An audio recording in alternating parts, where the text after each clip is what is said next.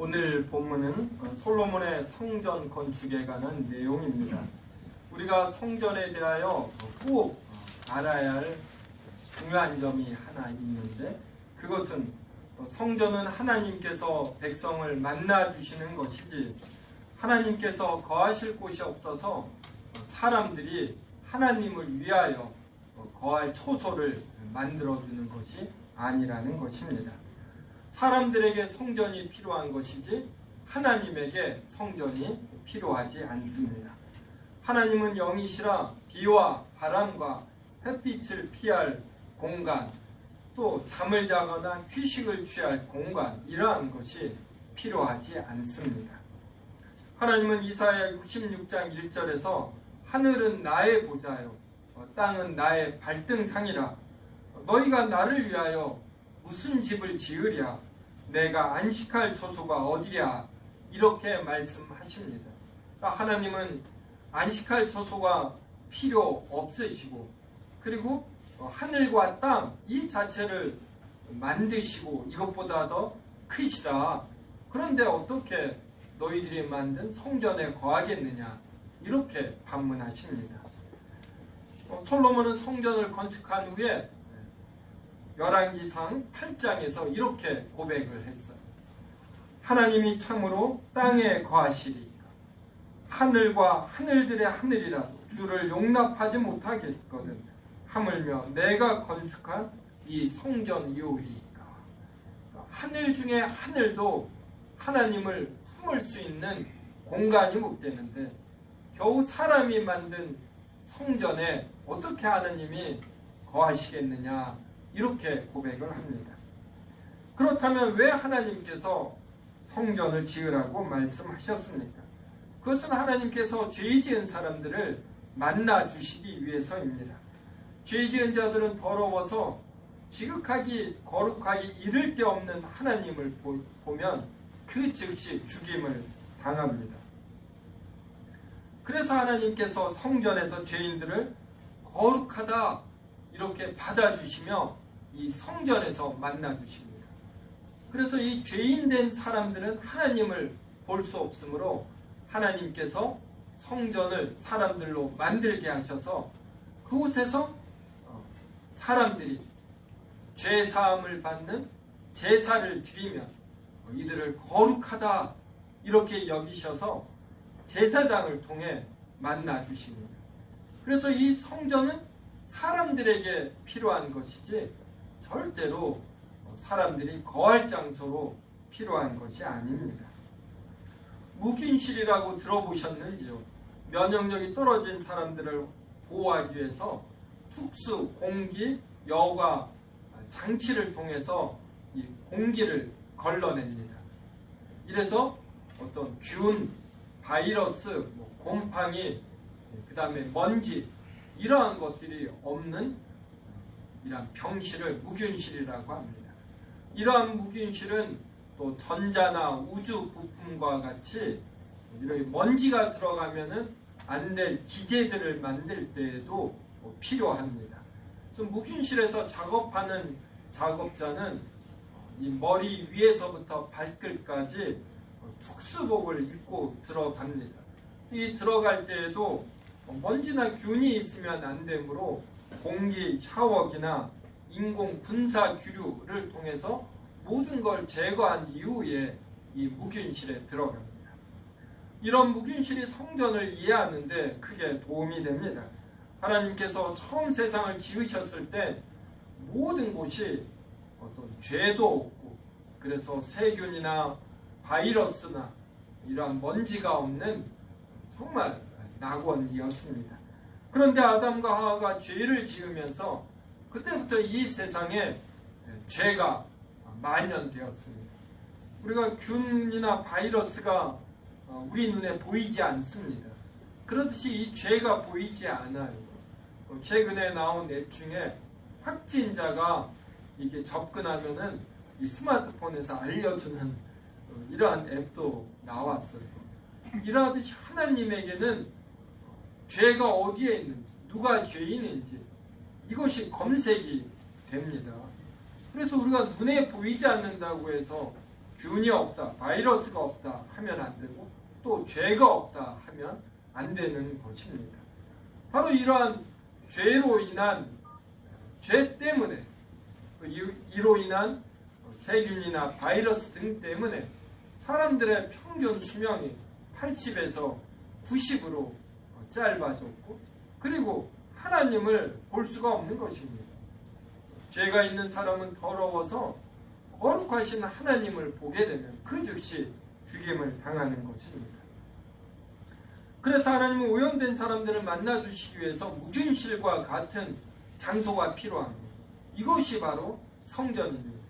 그래서 사람들이 성전에 들어와서 죄를 사하는 흠없는 짐승을 바치면 하나님께서 이 사람을 죄가 없다 이렇게 여기셔서 대제사장을 통해서 만나주시는 것이에요.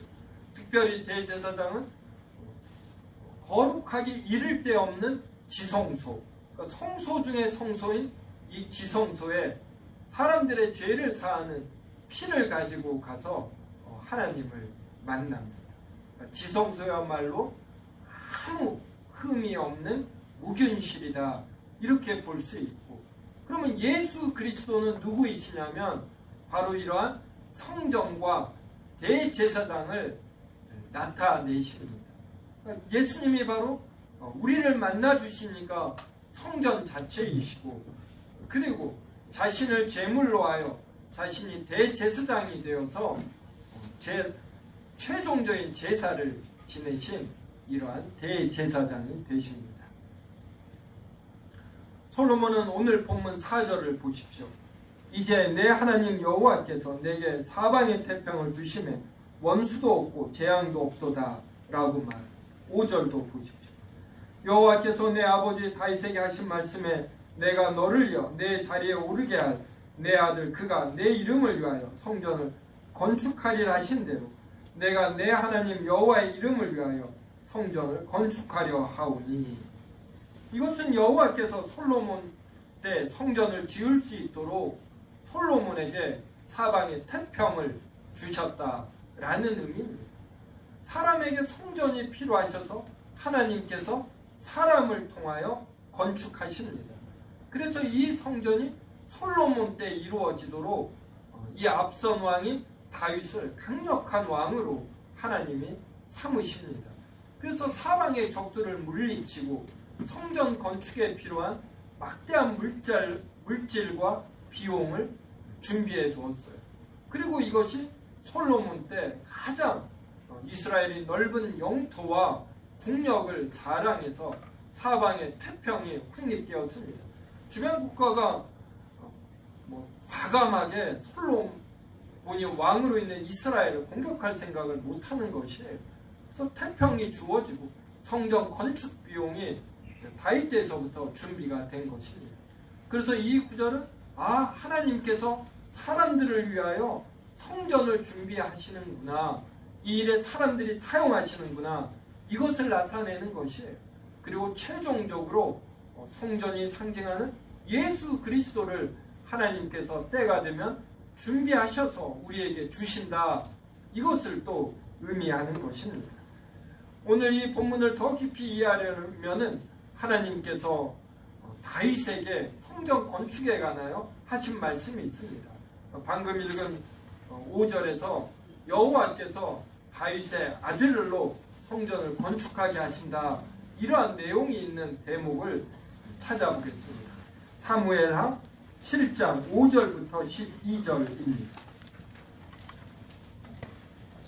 제가 주보에 적어놨으니까 참고하십시오. 사무엘하 7장 5절부터 12절을 저와 한 절씩 읽겠습니다.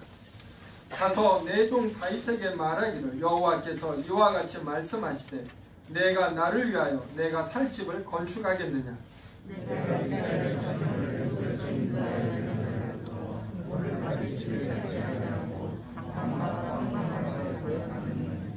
이스라엘 자손과 더불어 다니는 모든 곳에서 내가 내 백성 이스라엘을 먹이라고 명령한 이스라엘 어느 지파들 가운데 하나에게 내가 말하기를 너희가 어찌하여 나를 위하여 백향목 집을 지어 건축하지 아니하였느냐고 말하였느냐.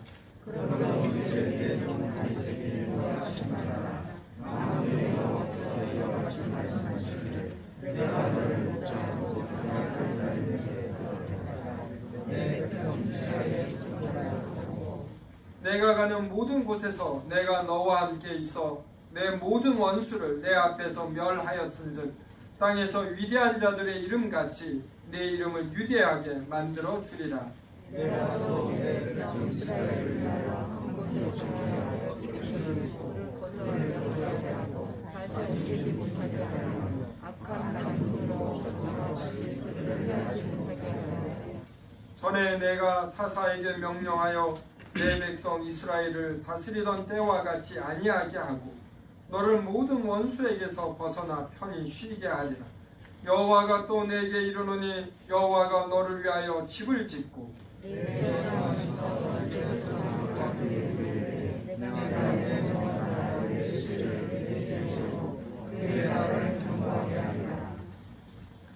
방금 읽은 사무엘하 7장은 다윗이 성전을 건축하고 싶어 했습니다.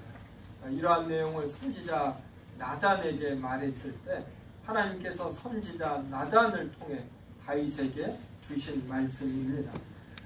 8절을 한번 보십시오. 하나님께서 다윗을 양을 따르는 데에서 데려다가 이스라엘의 주권자로 삼으셨습니다. 그러니까 누가 다윗을 왕으로 삼으셨냐면 하나님이신 거예요. 계속해서 하나님이 주어로 나옵니다. 하나님께서 다윗이 가는 모든 곳에서 그와 함께 계셔 그의 모든 원수를 멸하셨습니다. 그러니까 다윗이 전쟁에 나가 원수들을 멸했어요. 다윗이 했지만 다윗이 이렇게 된 것은 하나님으로 인한 것입니다. 우리가 오늘 예배 보는 거 우리가 직접 두 발로 걸어와서 예배를 봅니다. 하지만 하나님께서 이곳에 지진을 일으킨다거나 더 심한 역병을 일으키거나 또 전쟁이 일어나게 하고 그러면 예배를 못 보는 것입니다.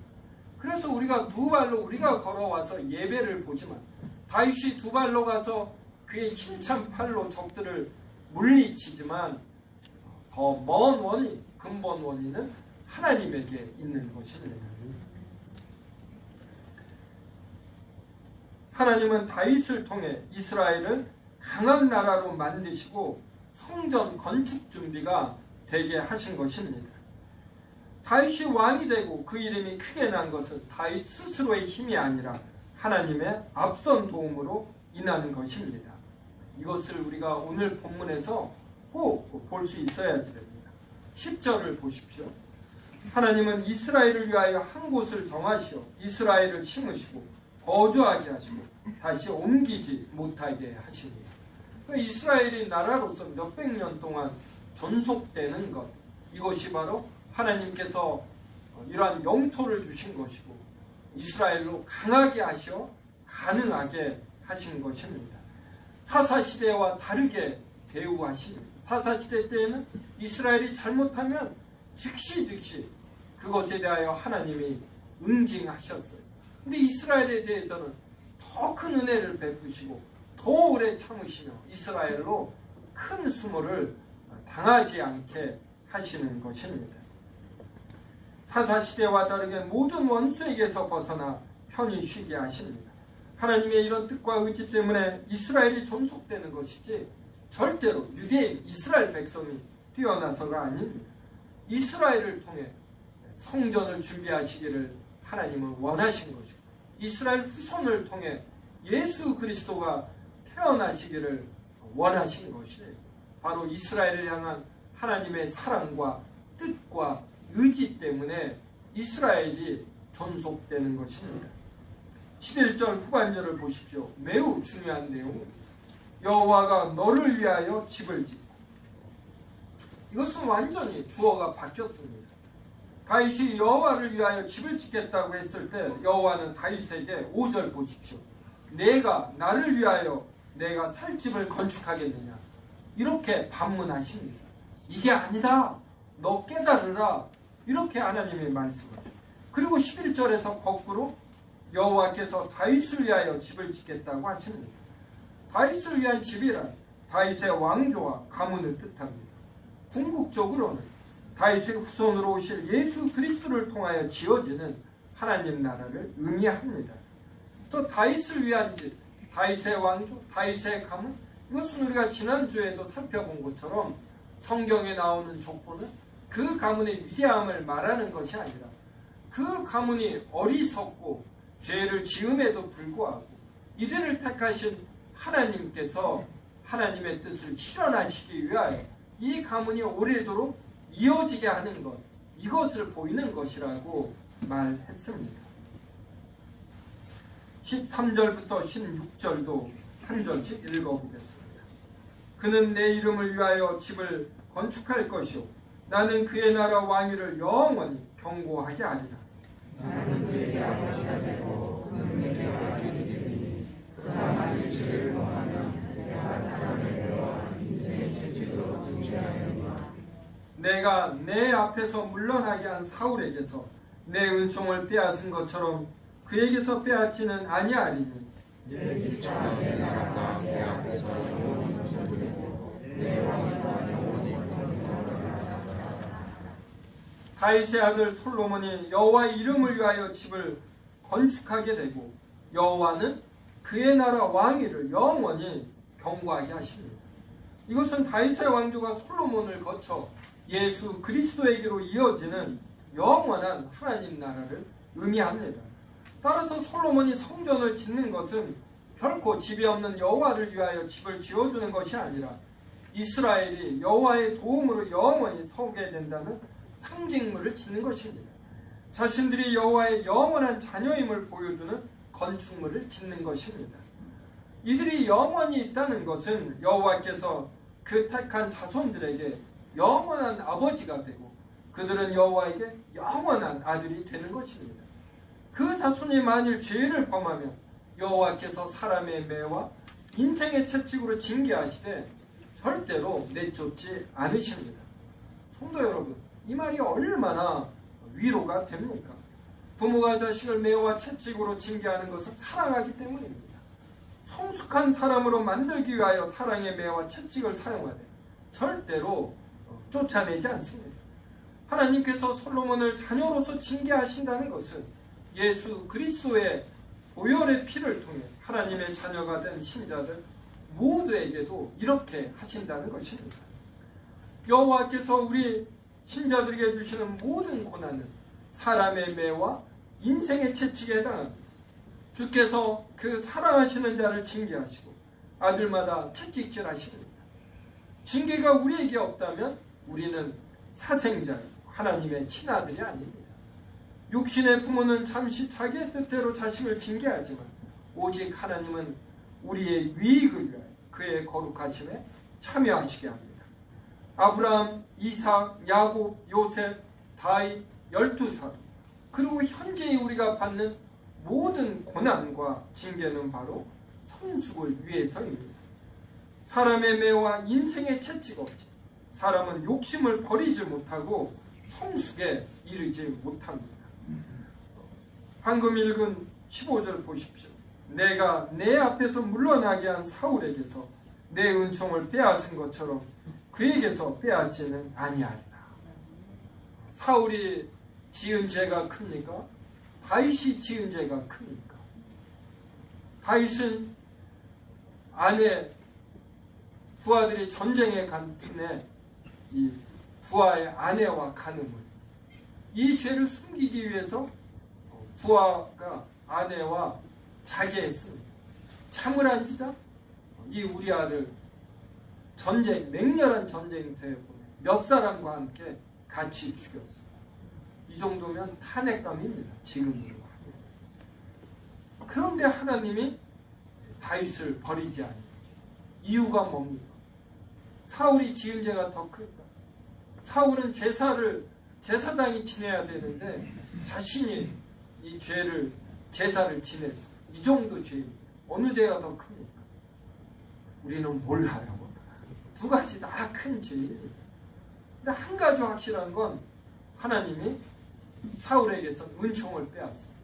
근데 다윗에게서는 안 빼앗아요. 제가 어렸을 때 잘못한 죄들이 있습니다. 그러면 어머니가 동네에서 제가 잘못을 해요. 얼마나 적극 변호하는지 몰라요. 그때 정말 엄마는 나를 사랑하시는구나. 분명히 내가 잘못했는데도 정말 앞장서서 변호하시고 보호하시고 이러한 걸 제가 봤습니다. 그래서 지금 이 신약 시대에 우리가 많은 부족함이 있음에도 불구하고 왜 하나님의 자녀가 됩니다. 하나님께서 우리에게 은총을 빼앗아가지 않기 때문이에요. 그래서 우리는 남들이 잘못한 죄를 볼 때 이 죄만 생각하면 이 사람이 정말 밉고 하나님께서 더 큰 벌을 주면 좋겠다 이 생각이 듭니다. 근데 그때 우리의 죄를 볼 줄 알아야죠. 그래야 다른 사람의 죄를 용서하고 또 내 죄가 얼마나 큰가 이러한 것을 깨닫습니다.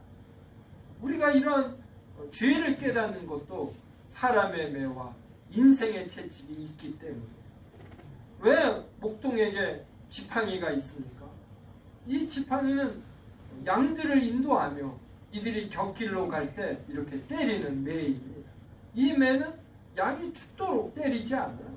따끔하게 때려서 곁길로 벗어나면 안 되는구나 이걸 알게 하는 것입니다.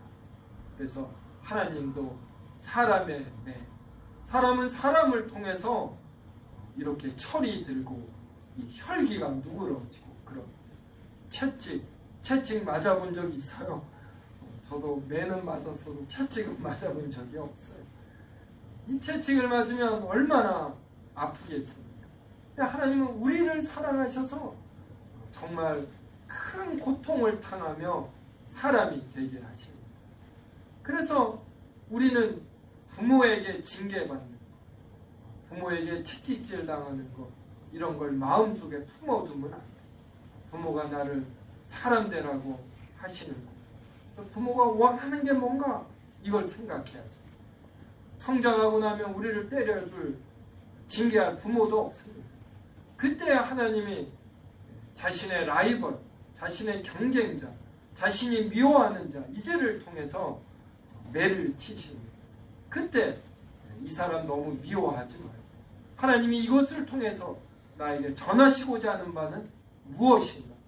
하나님이 나를 사랑하셔서 나에게서 은총을 빼앗지 아니하시고 하나님의 자녀로서 나를 징계하시는구나. 이렇게 가볍게 여기지 말고 감사하게 여기며 하나님이 원하시는 바 이것을 잡을 줄 알아야 합니다.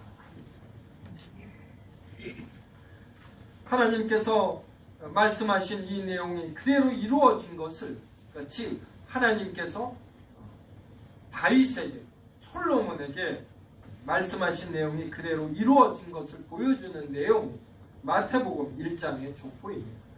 마태복음 1장 1절은 아브라함과 다윗의 자손 예수 그리스도의 계보라 이렇게 말해요. 그래서 이것은 아브라함에게 하나님께서 하신 말씀, 다윗에게 하신 말씀, 솔로몬에게 하신 말씀이 어떻게 이루어졌는가 이것을 긴 시간 속에서의 역사로 보여주는 것이죠. 이 역사를 대표하는 것은 사람이지 않습니까? 그래서 하나님께서 아브라함과 다윗과 솔로몬에게 약속하신 것이 바로 아브라함과 다윗의 이 족보 이것을 통해서 이루어졌다. 그러니 이것을 봐라. 그래서 창세기 12장서부터 다윗에게 이루어진 모든 일들을 이러한 관점으로 보아라. 이렇게 말하는 거지. 그래서 우리는 창세기에서부터 나오는 모든 역사를 읽을 때 하나님께서 어떻게 성전을 준비하시고 그리고 사람의 매어 인생 채찍으로 사람들을 성숙하게 하시며 하나님의 영원한 아들로 이렇게 만드시는가 이걸 봐야지. 그리고 최종적으로는 이것이 예수 그리스도에게로 완성이 됩니다. 그래서 마태복음 1장 16절에 보면 야곱은 마리아의 남편 요셉을 낳았습니다. 마리아에게서 그리스도라 칭하는 예수가 나시니라. 이 말은 바로 성전을 상징하는 성전 자체이신 예수 그리스도가 이렇게 태어났다. 그래서 성전이라는 무균실에서 짐승 제사를 통해서 대제사장을 통해서 이스라엘 백성을 거룩하게 여기신 하나님께서 하나님의 아들이신 예수 그리스도의 탄생과 죽음과 부활을 통해서 하나님의 택하신 자녀들을 거룩하다라고 여겨주신다. 이걸 보여주는 거죠.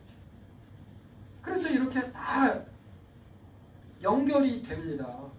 그런데 어떻게 우리가 창세기 요셉을 보면서 요셉의 비전, 나도 요셉처럼 총리가 되고 내 자녀도 요셉처럼 총리가 되고 요셉처럼 좋은 꿈을 꾸면 좋겠다.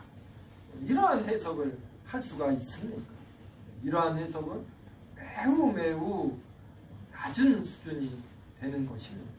우리는 성경 전체를 통해서 하나님께서 아담과 하와에게 약속하신 내용, 아브라함과 그리고 다윗과 솔로몬에게 약속하신 내용을 하나님이 주도적으로 어떻게 부족한 사람들을 사람의 매와 인생 채찍으로 성숙케 하시며 이루셨는가, 이것을 볼 줄 알아야 합니다. 창세기 12장 1절부터 4절을 보겠습니다. 우리 창세기 12장 1절부터 4절을 찾아서 저와 한 절씩 교독하겠습니다.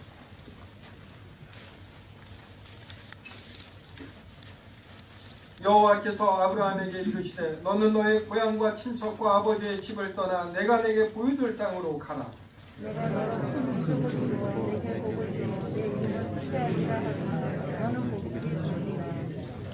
너를 축복하는 자에게는 내가 복을 내리고 너를 저주하는 자에게는 내가 저주하리니 땅의 모든 족속이 너로 말미암아 복을 얻을 것이라 하시니라.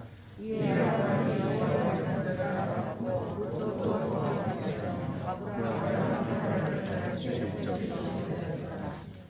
여호와께서 아브라함에게 고향과 친척과 아버지의 집을 떠나 여호와께서 보여주시는 땅으로 가라고 말씀하셨습니다. 여호와께서 아브라함으로 큰 민족을 이루게 하고, 주어가 중요합니다. 여호와예요. 아브라함에게 여호와께서 복을 주어 여호와께서 그 이름을 창대하게 하십니다. 여호와는 아브라함에게 절대로 너 자신의 큰 민족을 이루라, 내 이름을 창대하게 하라, 이렇게 말씀하시지 않았습니다. 여호와께서 아브라함으로 큰 민족을 이루도록 만드시겠다고 하셨습니다.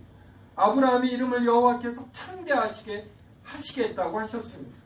여호와께서 아브라함으로 복이 되게 하십니다. 아브라함이 하는 것이 아니라 여호와께서 아브라함을 통해 하십니다. 성도 여러분, 이 구절을 보면서 떠오르는 구절이 있지 않습니까?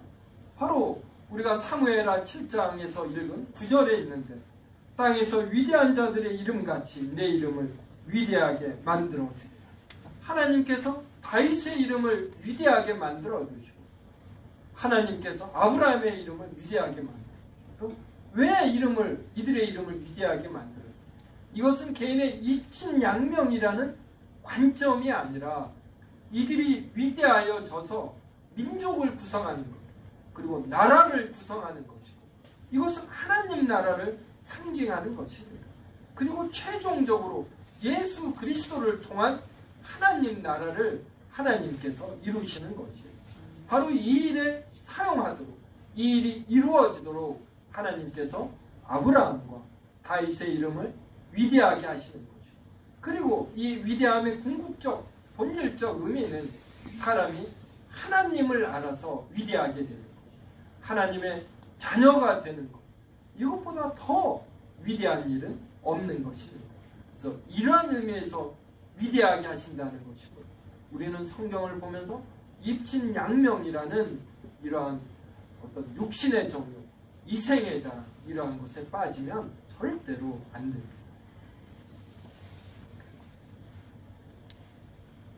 아브라함이 나이 75세가 되어 본토 친척 아비집을 떠난 것은 우리나라가 1960년, 70년대에 더 좋은 기회를 찾아 미국으로 이민을 떠나는 것, 이것과 전혀 다릅니다. 오염된 아비집을 떠나 무균실이 될 가나안 땅에서 오직 하나님을 바라보며 그 말씀에 따라 살기 위해서 아브라함을 떠난 것이에요. 그래서 더 좋은 기회가 아니라, 아브라함은 더 좋은 기회가 아니라 어떻게 하면 하나님의 말씀에 따라 거룩한 삶을 살 것인가, 이것을 바라보며 여호와께서 명령하신 곳으로 떠나는 것입니다. 노아가 방주에서 나와 하나님의 말씀에 따라 살면서 생육하고 번성하기를 바랐습니다. 노아가 이러한 걸 바랐고, 하나님께서 노아에게 이러한 것을 원하시며 생육하고 번성하라 했습니다. 생육하고 번성하는 것, 이것이 단지 인구 숫자가 많아지고 경제적으로 잘 사는 것, 이것은 의미가 없습니다. 성경은 이러한 의미에서 생육하고 번성하라, 절대로 이렇게 말하지 않습니다. 아브라함은 이런 결단을 75세에 했습니다. 75세는 결코 많은 나이가 아닙니다. 그런데 아브라함과 같은 꿈이 있으면 사람의 마음은 젊어집니다. 선명한 목표를 갖는 자는 내부에 불꽃 솟는 힘이 있습니다. 늙음은 꿈을 포기하고 대강 현실에 안주할 때 찾아옵니다. 나이가 젊어도 늙은 자들이 있고 나이가 많아도 젊은이들이 있습니다. 저는 우리 세운교회 성도분들이 늘 젊기를 바랍니다. 예수 그리스도에 대한 신앙으로 뭔가 하루하루 사는 기쁨이 있는 것이죠. 저는 아침에 일어나면 먹을 수 있다는 것에 기쁩니다. 저는 그래서 어떤 슬픈 일이 있어도 하루에 3번은 기뻐요. 약간 슬퍼했는데 어느덧 점심이 되었고 맛있는 점심을 먹자. 이 말은 근본적으로 예수 그리스도를 인한 감사와 해야 할 일이 있다, 이겁니다. 그래서 세운교회 성도들은 항상 이러한 신앙으로 무언가 감사함이 있고 무언가 활력이 있고 무언가 남을 사랑하려는, 배려하려는 이러한 마음이 있기를, 마음이 이렇게 있는 걸 제가 관찰하고 앞으로 더욱 풍성하게 되기를 주님의 이름으로 축원합니다. 하나님은 아브라함과 다윗과 솔로몬에게 말씀을 주시고 하실 일을 일깨우시고 때로 사람의 매와 인생의 채찍으로 징계하시며 하나님의 집을 이루는 귀한 도구로 쓰십니다. 그리고 결정적으로 하나님께서 자신의 아들을 내어주시어 사람이 되게 하시고 고난을 받고 십자가에 죽게 하시고 부활케 하십니다. 이 죽음과 부활을 인하여 우리에게 영원한 집이 생깁니다. 그래서 우리가 이 땅에서 장막집을 벗으면, 우리의 육신의 집을 벗으면 우리에게 영원한 집, 하나님 나라가 있어요. 그 우리의 시민권은 이 하늘나라가 우리의 시민권이 있는 하나님의 영원한 집입니다. 우리는 하나님께 영원한 아들이 되고 하나님은 우리에게 영원한 아버지가 되죠. 예수 그리스도가 십자가에 못 박혀 죽으신 이후에는 아예 성령님이 우리 안에 내주하십니다. 그래서 우리는 하나님의 성전이라 이러는 것이에요. 하나님이 직접 우리 안에서 우리를 만나주십니다. 구약시대에는 묵은실과 같은 성전에서만 하나님이 만나주셨다면 신약시대 예수 그리스도의 죽음 이후에는 성령께서 오셔서 아예 우리 안에 내주하십니다. 우리가 성전이 된다는 것은 하나님께서 우리를 죄가 없는 묵은실로 만드시어 우리 안에 거주하시어 매 순간 우리와 호흡하는 우리의 아버지가 되신다, 이러한 의미이기도 합니다.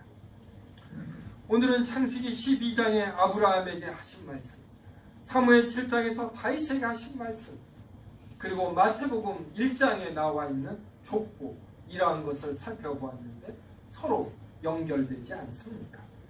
성경의 각 부분은 이렇게 치밀하게 서로 연결돼요. 하나님께서 알파와 오메가이시고 우리의 구원을 시작하시고 완성하심을 보여줍니다. 솔로몬으로 성전을 건축하게 하시고 이 성전이 상징하는 예수 그리스도를 우리에게 주시고 우리로 하나님이 거하시는 거룩한 성전이 되게 하십니다. 구원의 시작과 완성이 되시는 하나님, 이 하나님께서 지금 우리나라에서 행해하는 코로나19도 통제하시고 섭리하십니다. 이 세균이 현미경이 발달이 되면서 발견해냈습니다. 바이러스는 더 적어서 전자현미경이 나오면서 존재와 활동을 명확하게 알았다. 근데 이 어떠한 기계도 이 죄를 이렇게 탐색해내지 못해요. 스캔하지 못합니다. 그런데 우리는 성경을 통해서 이 세상의 모든 문제가 죄라는 걸 압니다. 왜 지금 사람들이 죽습니까? 신종 코로나 바이러스, 이것 때문에. 이걸 현미경으로 밝혀냈습니다. 그런데 우리는 성경을 통해서, 하나님의 말씀을 통해서 이 세상의 비참함, 사람들이 결국에는 모두 다 죽는 것, 이거를 알아냈어요. 얼마나 좋습니까? 그리고 하나님은 이 문제 해결책까지 줬어요. 그래서 우리는 오늘 본문을 보면서 성전을 솔로몬이 건축하죠.